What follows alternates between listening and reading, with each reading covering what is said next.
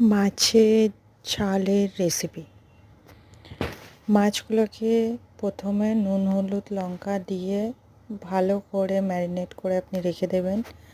তারপরে তেলটা গরম হলে মাছগুলো হালকা আঁচে ফ্রাই করে নেবেন। ফ্রাই করা হয়ে গেল, একটু কালো জিরে ফোড়ন দেবেন, টমেটো কাঁচা লঙ্কা একটু নাড়াচাড়া করে নিয়ে মশলাগুলো একটু ফ্রাই হলে অ্যাড করে দেবেন হলুদ লবণ হালকা জিরে,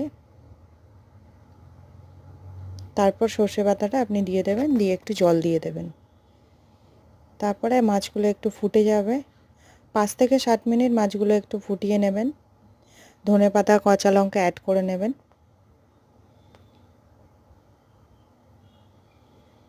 হ্যাঁ, অলমোস্ট হয়ে গেছে দেখুন। মাছের গ্রেভিটা একটু কমে আসলে